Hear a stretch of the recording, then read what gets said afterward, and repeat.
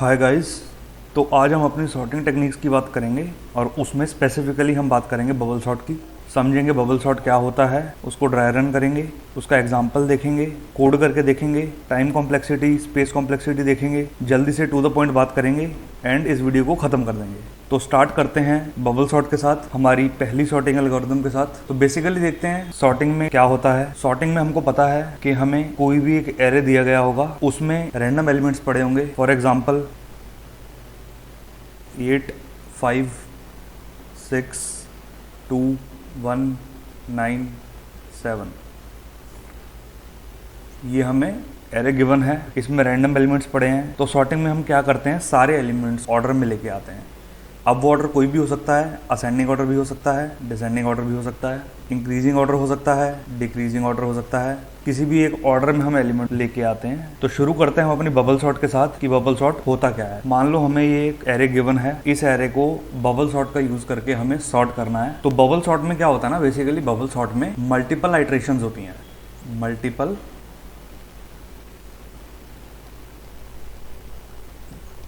Multiple iterations होती हैं हमारे पास। एक एरे मल्टीपल आइट्रेशंस के बाद सॉर्ट होता है। अब हमें कैसे पता चलेगा कि कितनी आइट्रेशंस होती हैं, हाउ मेनी आइट्रेशंस, हमें कैसे पता चलेगा कि कितनी आइट्रेशंस होती हैं। तो मैक्सिमम क्या होता है, मैक्सिमम बेसिकली n-1 आइट्रेशंस तक जाता है हमारा एरे। n-1 आइट्रेशन में सॉर्ट हो जाता है मैक्सिमम। इससे कम भी हो सकता है लेकिन n-1 से ज्यादा आइट्रेशन नहीं होगी। यहाँ n की वैल्यू क्या है, यहाँ n हो गया size of the array, size of the array. इस एरे में 7 एलिमेंट्स हैं, तो मतलब मैक्सिमम 6 आइट्रेशंस लगेंगी इस एरे को कंप्लीटली सॉर्ट होने में। एरे में जितने भी एलिमेंट्स होंगे उससे एक कम आइट्रेशन होगी। आइट्रेशन 1 में हम देखते हैं क्या होगा। हमें इसमें कुछ नहीं करना, हमें जस्ट एडजेसेंट एलिमेंट्स को कंपेयर करवाना। एडजेसेंट एलिमेंट्स को उठाना है और उन्हें कंपेयर करवाना। फॉर एग्जाम्पल हमारे पास एरे गिवन है 8, 5, 6, 2, 1, 9, 7। हम एडजेसेंट एलिमेंट्स को उठाएंगे, एडजेसेंट इन द सेंस कि इन दो को, हम इन दो को कंपेयर करेंगे। अब हमें ये दिख रहा है 8 एंड 5 में से 5 छोटा है, तो दोनों को स्वैप कर देंगे। मींस अगर हम माने कि हम पहला एलिमेंट को ए मान लें, दूसरे एलिमेंट को बी मान लें। अगर A is greater than B तो स्वैप कर देंगे। If A is less than B तो इग्नोर करके नेक्स्ट आइट्रेशन पे चले जाएंगे। अब इसमें अगर हम 8 को ए माने, 5 को बी माने, a is greater than b, a is greater than के बी के केस में क्या होता है, स्वैप कर दो। तो हम 8 एंड 5 को स्वैप कर देंगे। 5 यहाँ आ गया, 8 यहाँ आ गया, बाकी एरे एज इट इज रह जाएगा। स्वैप करने के बाद हम नेक्स्ट आइट्रेशन पे चले जाएंगे। नेक्स्ट आइट्रेशन हमारी कौन सी होगी, 8 एंड 6 की। इसमें भी अगर हम देखें तो 8 is greater then 6, again swap कर देंगे। 5, 6, 8, 2, 1, 9, 7, राइट। अब हम नेक्स्ट आइट्रेशन मूव करेंगे 8 एंड 2 की आइट्रेशन पे। इसमें भी अगर हम देखें 8 is greater then 2, again swap कर देंगे। 5, 6, 2, 8, 1, 9, 7। देन नेक्स्ट आइट्रेशन पे मूव करेंगे। 8 फिर से 1 से बड़ा है, फिर से स्वैप कर देंगे। 1, 8, 9, 7। अब जब हम नेक्स्ट आइट्रेशन पे मूव करेंगे, अब इस केस में 8 इज लेस देन 9, मतलब a is less then b। इस केस में हमें क्या करना है, इग्नोर करके नेक्स्ट आइट्रेशन पे चले जाना। तो हम इसको इग्नोर कर देंगे, हम अपने नेक्स्ट आइट्रेशन पे चले जाएंगे। 9 इज ग्रेटर देन 7, फिर से a is greater then b हो गया, फिर से हम स्वैप कर देंगे। 5, 6, 2, 1, 8, 7, 9। अब हमारा न्यू एरे हो गया ये। आइट्रेशन 1 के कंप्लीट होने पे हमें ये एरे मिल गया।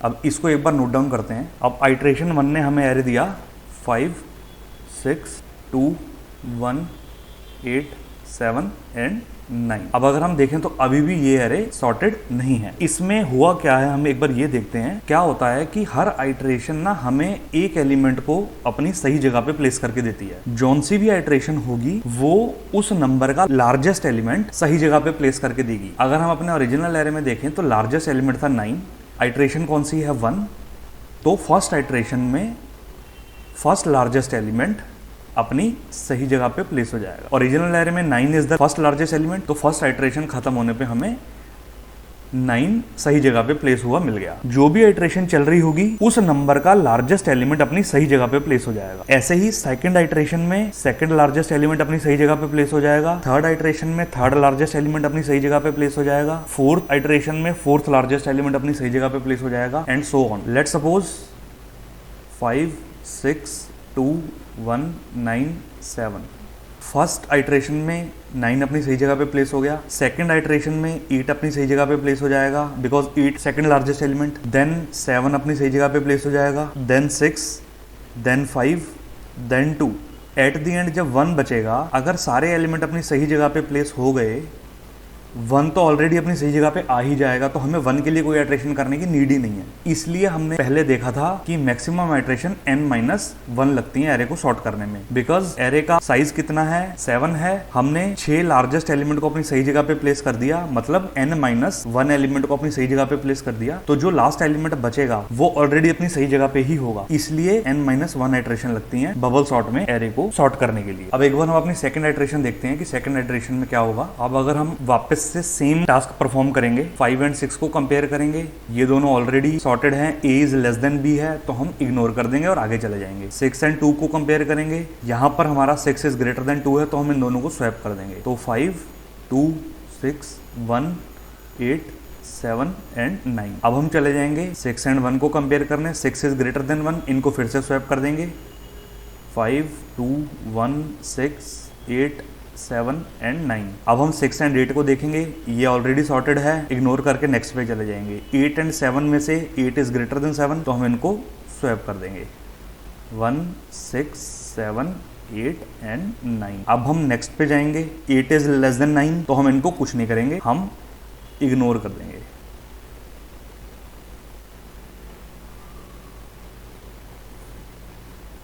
तो आइट्रेशन 2 ने हमें ये एरे सॉर्ट करके दिया। तो जैसे हमने अभी देखा था कि सेकंड आइट्रेशन हमें हमारा सेकंड लार्जेस्ट एलिमेंट सही जगह पे प्लेस करके दे देगी। तो हमारा सेकंड लार्जेस्ट था 8 अपनी सही जगह पे प्लेस हो गया। अब हम अपनी थर्ड आइट्रेशन पे जाते हैं, लेकिन उससे पहले जो हमें सेकंड आइट्रेशन ने एरे दिया है, हम उसको एक बार नोट कर लेते हैं। आइट्रेशन 2 ने हमें क्या एरे रिटर्न किया था? आइट्रेशन 2 ने हमें एरे दिया था 5 2 1 6 7 8 एंड 9। अब हम देखते हैं हमारी थर्ड आइट्रेशन में क्या होगा। हम सबसे पहले 5 एंड 2 को कंपेयर करेंगे। 5 इज ग्रेटर देन 2, तो स्वैप कर देंगे। 2 5 1 6 7 8 9। अब हम सेकंड एडजेसेंट एलिमेंट्स पे जाएंगे, 5 एंड 1 को कंपेयर करेंगे। 5 is greater then 1, again swap कर देंगे। अब हम अपनी सेकंड पे जाएंगे, ये दोनों ऑलरेडी सॉर्टेड हैं, तो हम नेक्स्ट पे मूव करेंगे। 6 एंड 7 ऑलरेडी सॉर्टेड हैं, तो हम नेक्स्ट पे मूव करेंगे। 7 एंड 8 ऑलरेडी सॉर्टेड हैं, तो हम नेक्स्ट पे मूव करेंगे। 8 एंड 9 ऑलरेडी सॉर्टेड हैं, तो हमारी थर्ड आइट्रेशन भी यहाँ खत्म हो गई। थर्ड आइट्रेशन ने हमें ये एरे सॉर्ट करके दे दिया। अब हम अपनी फोर्थ आइट्रेशन पे चलते हैं, लेकिन उससे पहले हम एक बार अपना थर्ड आइट्रेशन का एरे नोट डाउन कर देते हैं। आइट्रेशन 3 ने हमें क्या दिया? आइट्रेशन 3 ने हमें दिया 2 1 5 6 7 8 एंड 9। अब हम देखते हैं हमारी फोर्थ आइट्रेशन में क्या होगा। 2 एंड 1 को कंपेयर करेंगे, इसमें से 2 इज ग्रेटर देन 1, तो इनको स्वैप कर देंगे। 1 2 5 6 7 8 एंड 9। अब 2 एंड 5 को कंपेयर करेंगे, ये दोनों ऑलरेडी सॉर्टेड हैं, तो हम 5 एंड 6 को कंपेयर करेंगे, ये भी सॉर्टेड है। 6 एंड 7 को देखेंगे, ये भी सॉर्टेड है। 7 एंड 8 को देखेंगे, ये भी सॉर्टेड है। 8 एंड 9 को देखेंगे, ये भी सॉर्टेड है। आइट्रेशन 4 ने हमें ये एरे दे दिया। इस एरे को भी हम नोट डाउन कर लेते हैं।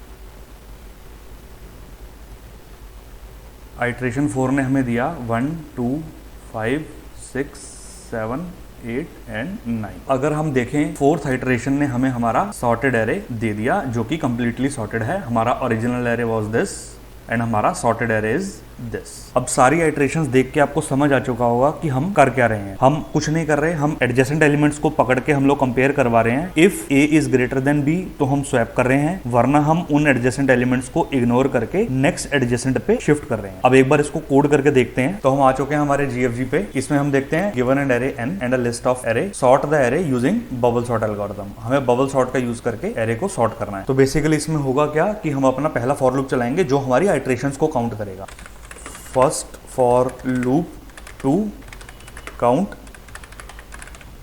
आइट्रेशंस।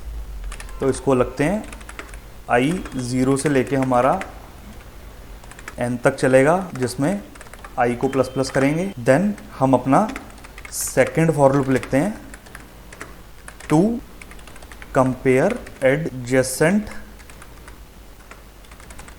एलिमेंट्स। तो हम लिखते हैं for int j is equal to 0, j is less than n-1 j plus plus.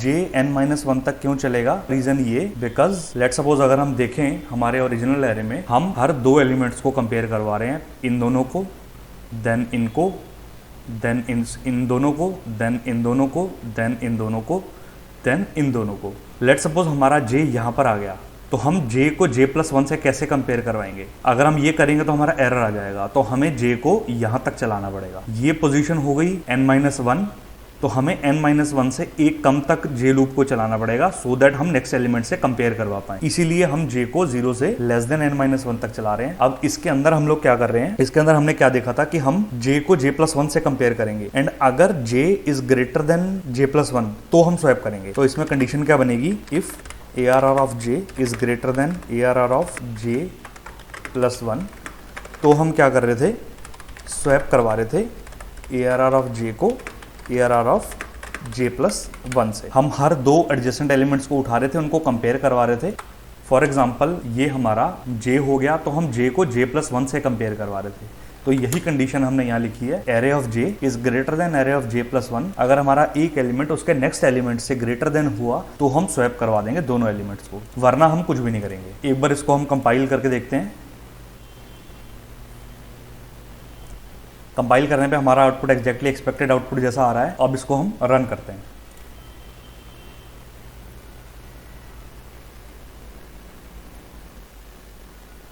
Test case हमारे सारे सक्सेसफुल पास हो गए, प्रॉब्लम सॉल्व सक्सेसफुली। तो अब हम एक बार इसकी टाइम कॉम्प्लेक्सिटी की बात कर लेते हैं, बबल शॉट की। तो हमने क्या देखा, हमारे मल्टीपल राउंड्स में काम होगा, एंड हर एक राउंड में j सारे एडजेसेंट एलिमेंट्स को कंपेयर करेगा। i जब एक राउंड परफॉर्म करेगा तो j सारे एलिमेंट्स को कंपेयर करेगा। देन i जब सेकंड राउंड परफॉर्म करेगा तो j अगेन सारे एलिमेंट्स को कंपेयर करेगा। i जब थर्ड राउंड परफॉर्म करेगा तो उसके लिए j हर एडजेसेंट एलिमेंट्स को कंपेयर करेगा। तो हमारी इसमें टाइम कॉम्प्लेक्सिटी क्या बन गई, big O of n², because i की एक आइट्रेशन पे j n आइट्रेशंस कर रहा है। i की एक आइट्रेशन कंप्लीट हो रही है तो j n आइट्रेशन परफॉर्म कर रहा है। तो इस वजह से हमारी टाइम कॉम्प्लेक्सिटी बन गई O ऑफ n²। अब हम देखते हैं इसकी स्पेस कॉम्प्लेक्सिटी क्या होगी। अगर हम इसकी स्पेस कॉम्प्लेक्सिटी की बात करें, हम एक बार अपने कोड पे चलते हैं। हमने कोड में देखा, हमने कुछ नहीं लिया हुआ एक्स्ट्रा, हमने सिर्फ कुछ वेरिएबल्स लिए हैं। एक हमने i वेरिएबल लिया, एक हमने j वेरिएबल लिया, उसके अलावा हमने कुछ भी नहीं लिया। तो वेरिएबल लेने पे हमारी स्पेस कॉम्प्लेक्सिटी पे कुछ इफेक्ट नहीं पड़ता। तो हमारी स्पेस कॉम्प्लेक्सिटी होगी constant, which is O of 1।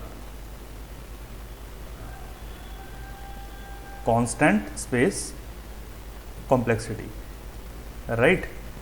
अगर हम एक्स्ट्रा एरे लेते हैं इसको स्टोर करने के लिए तो हमारी कॉम्प्लेक्सिटी O ऑफ n हो जाती। अभी हमने कुछ नहीं लिया तो हमारी स्पेस कॉम्प्लेक्सिटी सिर्फ O ऑफ 1 ही रहेगी। अब हम देखते हैं कि हमारे कोड में ऑप्टिमाइजेशन पॉसिबल है कि नहीं है। हम अपने कोड को ऑप्टिमाइज कर सकते हैं या नहीं कर सकते। तो ऑप्टिमाइज हम कैसे करेंगे, अब जैसे हमने पहले देखा था, हमारा फोर्थ आइट्रेशन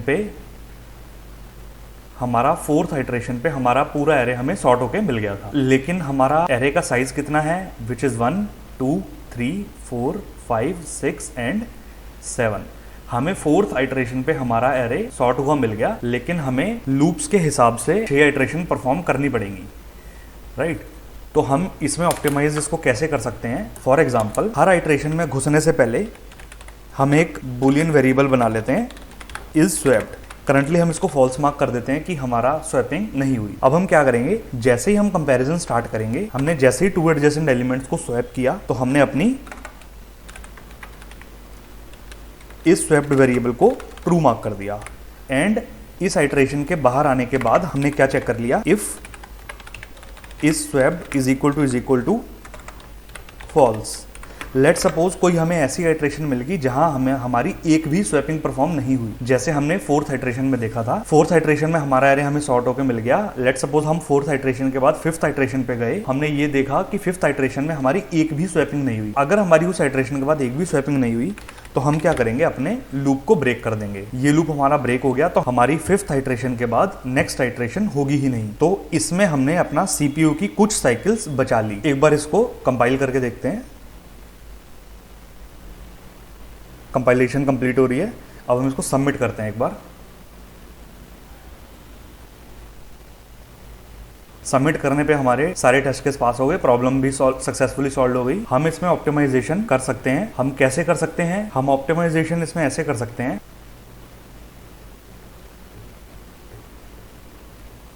ऑप्टिमाइजेशन हम इसमें ऐसे कर सकते हैं, हमारा एरे की लेंथ है 7। हम हर एक राउंड के कंप्लीट होने के बाद, लेट सपोज हमारा फर्स्ट राउंड चल रहा है, उसमें हमारा एरे जे लूप से कंपेयर हुआ। अगर हमारी स्वैपिंग नहीं हुई, तो हमने स्वैप वेरिएबल हमारा फॉल्स है। हमने आइट्रेशन के बाहर आते ही, हमने जैसे ही हमारी जे लूप ने पूरी आइट्रेशन कंप्लीट करी, उसके बाहर आते ही हमने चेक कर लिया if swap is equal to false, means हमारा एरे सॉर्ट हो चुका है। तो हमने लूप को ब्रेक कर दिया। लूप के ब्रेक होने के बाद हमें नेक्स्ट आइट्रेशन जाएंगे ही नहीं। हम अगर हमारा फर्स्ट आइट्रेशन में कोई भी स्वैपिंग नहीं हुई तो हम सेकंड आइट्रेशन पे जाएंगे ही नहीं। इससे हमारी सीपीयू की साइकिल्स बच रही हैं। ये हमारी ऑप्टिमाइजेशन पॉसिबल है हमारे कोड में। तो इस वीडियो में इतना ही, मिलते हैं नेक्स्ट वीडियो में। उम्मीद है आपने कुछ नया सीखा होगा। कमेंट्स में बताना यार अगर कोई भी डाउट हुआ तो, एंड सब्सक्राइब कर लेना चैनल को। Thank you.